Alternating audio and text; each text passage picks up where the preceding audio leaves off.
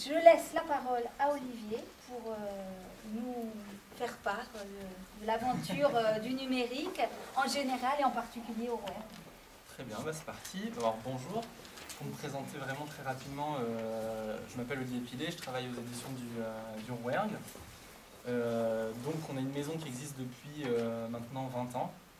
Mais sur le numérique, on est un peu des bébés encore, on commence à peine notre aventure. Donc pour vous donner un ordre d'idée, le nombre de livres qu'on a en format numérique, c'est 50 livres.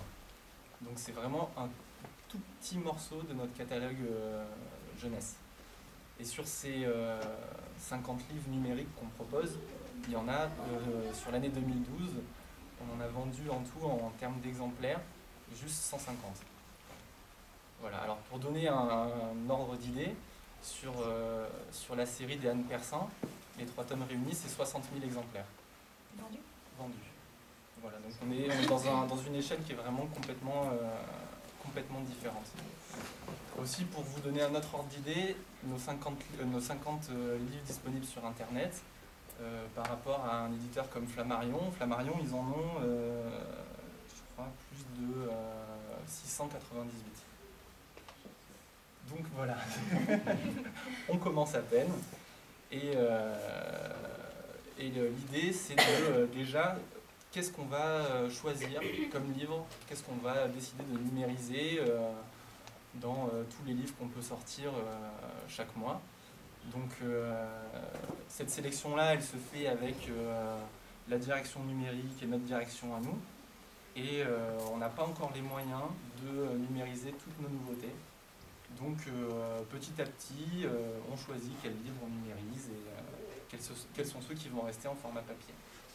Mais après, par exemple, pour les éditeurs qui sont beaucoup plus grands, comme Bayard et Hachette, tout ce qui sort, toutes leurs nouveautés, elles vont être disponibles aussi sur des sites internet comme Amazon, comme Apple.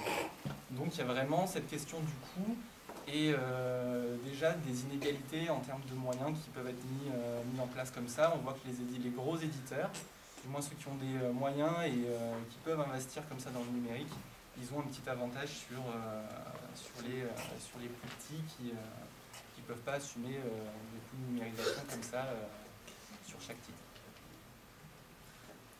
Donc ce que ça coûte à peu près de fabriquer, en coût de fabrication pour un livre numérique, c'est entre 150 et 200 € à peu près. Donc par rapport à la fabrication en papier, c'est beaucoup moins. Mais quand on regarde les ventes, ça devient un petit peu plus compliqué parce que voilà, on va numériser 50 livres et en jeunesse en plus, parce que 50 c'est sur l'adulte et la jeunesse. Donc sur ces 50 là, on va avoir 20 titres de jeunesse. Donc il faut faire la petite addition, mais vu le nombre de titres vendus, on ne gagne pas forcément d'argent dessus. Donc c'est vrai, l'idée c'est aussi de se positionner par rapport au numérique et de dire voilà, nous aujourd'hui, même si on ne gagne pas forcément beaucoup d'argent avec le numérique, on va quand même être là, on va quand même montrer que qu'on n'est pas à la traîne et voilà, on n'a pas peur non plus des liseuses, des tablettes, on a envie de proposer ça aux plus jeunes et on a envie d'être là sur ce secteur. Du coup, sur ces 150-200 €, j'ai discuté avec la technicienne qui s'occupe de numériser ça et c'est à peu près une demi-journée de travail pour numériser un ouvrage. Donc il y a une seule technicienne qui s'occupe de toute la numérisation de tout le groupe Actes Sud. Donc c'est vraiment des centaines de bouquins à numériser, c'est un peu un travail de titan quand même. Et du coup, dans cette économie-là et dans ce fonctionnement-là, l'idée c'est vraiment de pouvoir proposer des livres numériques qui vont être moins chers que les livres papier. Parce qu'il n'y a pas le coût de fabrication, on n'a pas besoin d'acheter du papier, de les imprimer, de les couper. Il y a plein de processus comme ça et tout qui sont plus utiles dans le numérique. Et c'est ce qui nous permet de vendre moins cher les romans qu'on propose. Donc c'est à peu près 25% moins cher que le livre papier. Et là aussi, c'est un choix de la maison, mais il y a certains éditeurs, par exemple comme Brajlon, qui vont vendre leurs bouquins 60% moins cher. Donc il y a vraiment, là c'est chacun fait un petit peu comme il veut, comme il peut. Et ça c'est uniquement pour les nouveautés. Pour les livres qui sont un petit peu plus vieux, qui n'ont pas d'actualité, là en général on cale le prix sur les livres de poche. Voilà, pour se caler un petit peu là-dessus. Et du coup cette question des prix, elle est quand même assez importante parce qu'aujourd'hui en 2013, un des principaux freins au développement du numérique, c'est justement leur prix. La plupart des gens qui ont des liseuses ou qui ont des tablettes et qui lisent sur ce support-là, une des choses qui ne les encourage pas forcément à acheter ou à se focaliser vraiment sur le livre numérique, c'est le prix. Et ce qui est intéressant de voir, c'est que, par exemple, en 2010, quand on posait la question des freins, justement, aux gens qui commençaient à débuter à lire sur les liseuses, etc., et tout, les principales raisons qui étaient mises en avant, c'était la lecture qui était fatigante à l'œil, c'était de ne pas pouvoir avoir le même rapport au papier que les liseuses, c'était le coût aussi des liseuses, c'était beaucoup plus cher, et c'était aussi la fatigue qu'on pouvait éprouver en lisant comme ça sur les liseuses. Donc on peut voir déjà que par rapport à 2010, il y a eu un grand décalage, parce que maintenant, quand on repose la même question en 2013, les raisons ne sont plus du tout les mêmes. C'est-à-dire que on met en avant le coût des livres numériques, on met en avant les DRM. Peut-être expliquer un petit peu ce que c'est les DRM. Donc les DRM, ce sont des protections qu'on met sur les livres numériques pour éviter qu'ils soient piratés, échangés. Voilà, et que c'est vraiment ça. Donc il y a plusieurs types de DRM. Celle qu'on retrouve le plus souvent, c'est en fait une protection qui permet au lecteur de télécharger uniquement 6 fois le roman, pas plus. Donc une fois qu'on l'a téléchargé 6 fois, il faut racheter le livre. Et bon voilà. Et du coup les DRM, ça pose quand même énormément de problèmes parce que voilà, c'est une protection qui est un peu lourde et contraignante pour les lecteurs. Et c'est surtout une contrainte qui n'existe pas avec le livre papier aussi. C'est-à-dire qu'on achète un roman, on peut le prêter 100 fois, on peut le donner aussi sans problème, et les DRM empêchent un petit peu ça. Et un des autres problèmes avec les DRM, mais c'est plus un problème qui vient se poser autour, c'est des politiques un petit peu des maisons d'édition, c'est-à-dire celles qui vont par exemple prendre le parti de ne pas en mettre, celles qui vont décider de uniquement poser ce qu'on appelle une signature sur le livre, qui permet de savoir à qui appartient le livre, à quel éditeur, et pour que sa paternité comme ça soit bien claire. Et ensuite, il y a des éditeurs qui décident de vraiment axer ça sur la protection et qui n'hésitent pas à poursuivre, à faire peur aux pirates, etc. Et tout, en ayant des politiques assez agressives.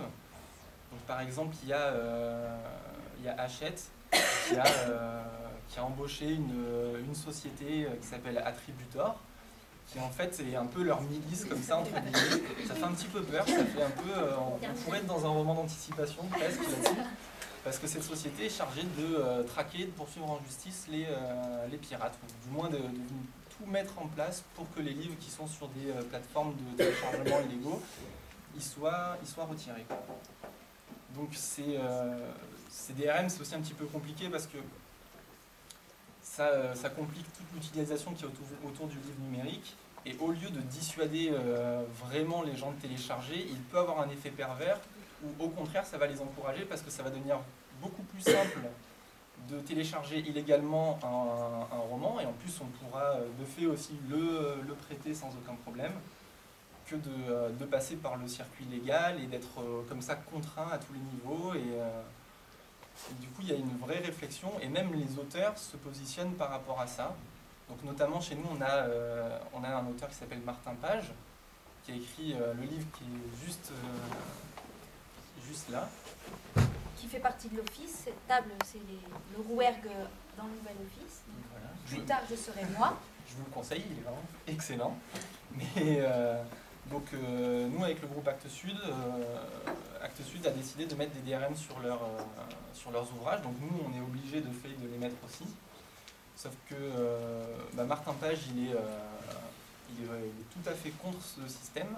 Et il a décidé de proposer son livre sans DRM. Parce que lui, en tant qu'artiste, il est pour la circulation des idées, il est pour la circulation de ses textes.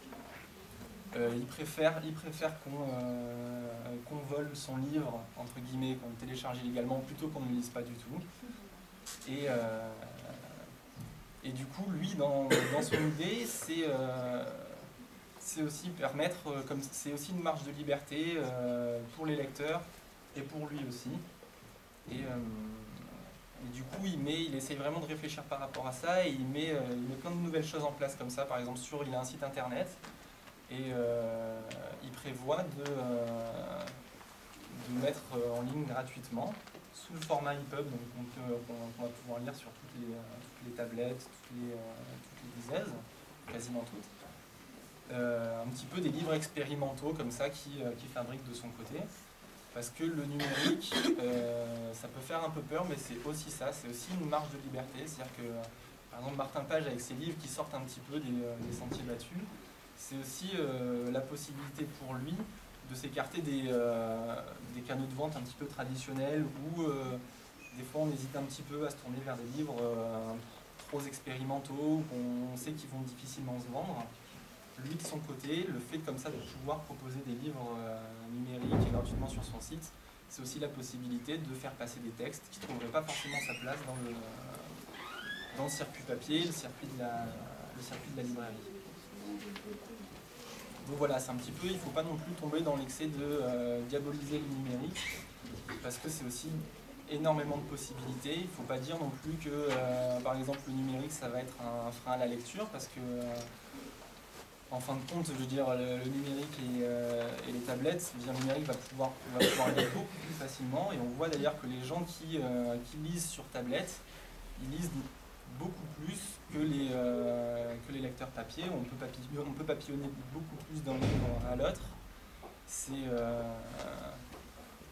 aussi je perds un petit peu mon idée, mais c'est l'idée...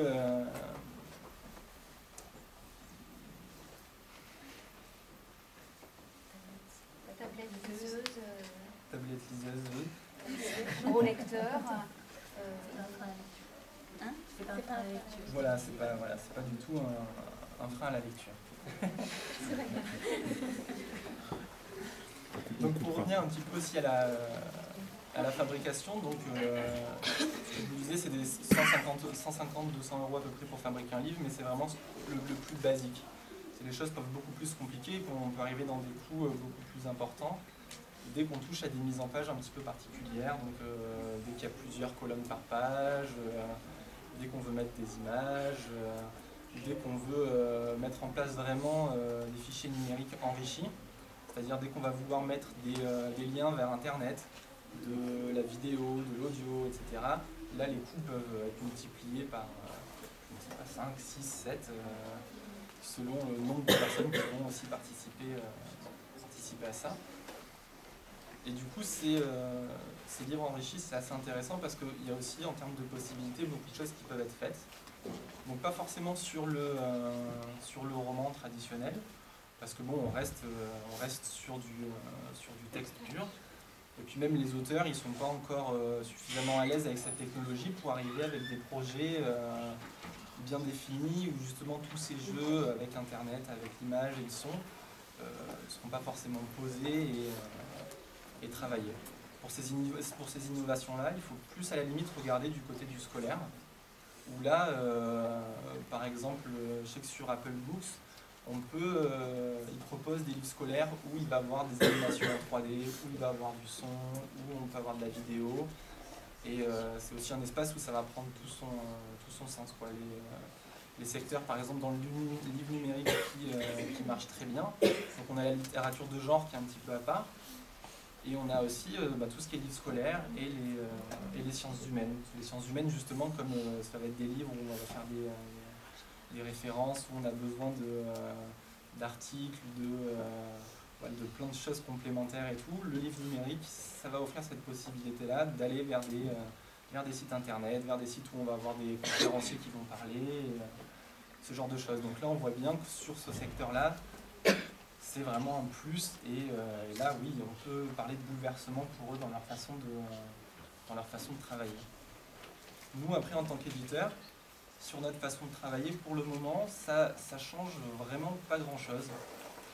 Dès qu'on travaille de toute façon avec des auteurs de langue française, on va dire que le numérique ne rentre pas vraiment en ligne parce que le travail avec eux est le même. On va travailler sur le texte de la même façon, on va faire le même type de correction, on va être quand même obligé d'imprimer les textes pour pouvoir les annoter à la main et pour pas non plus s'user les yeux dessus.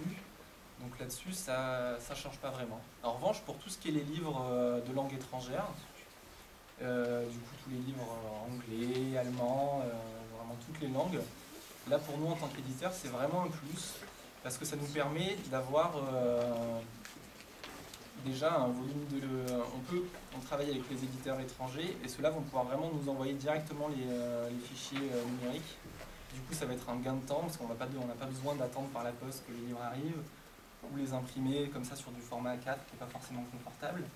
Et vu qu'on n'est pas amené à faire des corrections sur les textes en langue originale, là pour nous, les liseuses, c'est vraiment un plus et c'est un confort. En revanche, pour là où le numérique ne va pas concurrencer mais va être complémentaire, c'est notamment sur tout ce qui est les livres illustrés, où pour le coup, les livres illustrés, on aura beaucoup de mal à les remplacer par une liseuse parce qu'on a des formats différents, on va avoir des livres gigantesques, au format à l'italienne, etc. Donc là-dessus, une liseuse, c'est quand même un espace bien défini. Et c'est vrai que le livre pour enfants s'y prête beaucoup plus difficilement. En revanche, en termes de complémentarité, ça offre des choses très intéressantes parce que tout ce qui est application peut venir se greffer au livre en lui-même. Par exemple, aux éditions du Rouergue, on a sorti un livre qui s'appelle Les fourmis, je crois. Fourmise, voilà, d'Olivier Douzou, et il y a eu une application qui a été développée à côté pour venir en complément de l'album. Et l'école des loisirs aussi a fait la même chose avec je crois que c'est une application qui vient s'ajouter à un livre où on peut jouer sur les sons. Le livre des bruits, voilà. C'est ça. Ouais, et ben du coup, ouais, ils ont développé une application dans ce sens-là. Mais bon, après le positionnement de tous les éditeurs, ça varie énormément. Par exemple, ne serait-ce que dans les nouveautés qu'on propose, donc comme je vous l'avais dit, il y en a qui proposent toutes leurs nouveautés, d'autres moins. L'école des loisirs propose une application pour un album, mais propose pas de livre numérique, par exemple, pour Medium. Et pareil, Exprime aussi ne propose pas ça. Et puis voilà, les éditeurs s'y mettent doucement aussi. Je veux dire, nous, je vois le Rouergue, Thierry Magnier, Actes Sud Junior. On n'est pas non plus à la pointe de ça. On n'a pas encore un catalogue assez important, même si c'est ce qu'on souhaite. Et du coup, ces développements un petit peu disparates, ils s'expliquent notamment parce que le marché de la jeunesse, c'est pas le marché le plus porteur en termes de numérique, c'est le marché qui est un petit peu à la traîne. Donc la question c'est de savoir vraiment pourquoi la jeunesse par rapport à l'adulte. Alors c'est souvent des questions qui sont en fin de compte toutes bêtes parce que déjà les jeunes lecteurs ont moins de liseuses, ça coûte cher donc ils en ont moins, donc ils sont moins amenés à en télécharger. Et c'est complètement paradoxal parce que par exemple pour ce qui est des portables, quasiment 90, peut-être 95% des jeunes ont des portables. Donc il y a un écart technologique comme ça qui est un peu étrange et qui donne cette impression d'avoir à la fois un public en face de nous qui attend beaucoup de choses, qui s'informe, qui est en général en avance par rapport aux nouvelles technologies, par rapport aux plus vieux.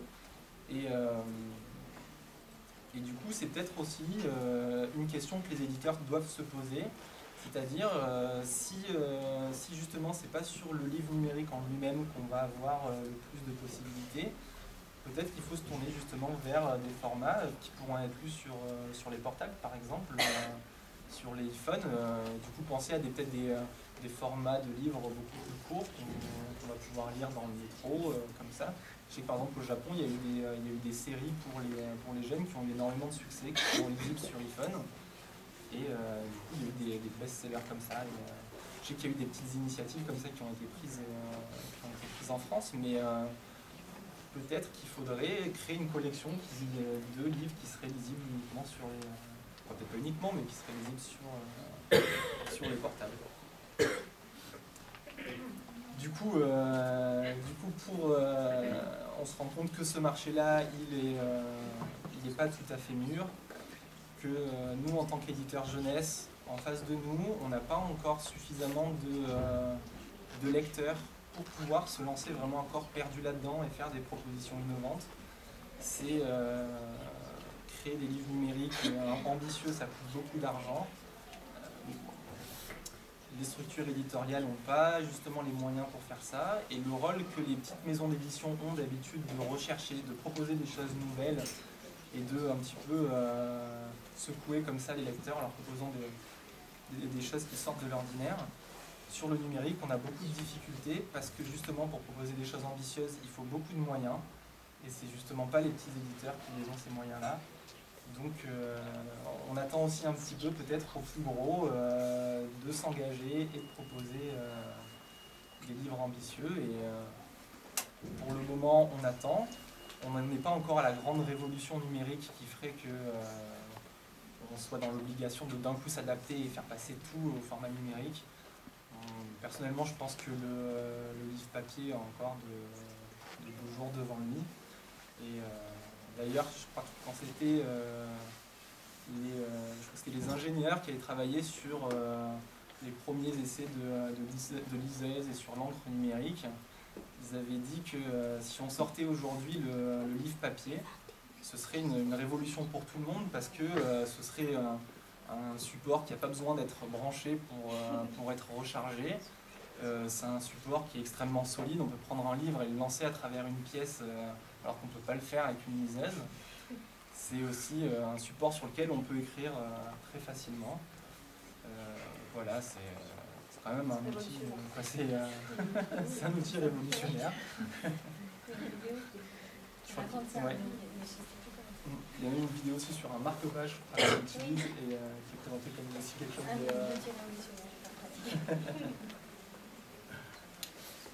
Voilà. Merci Olivier.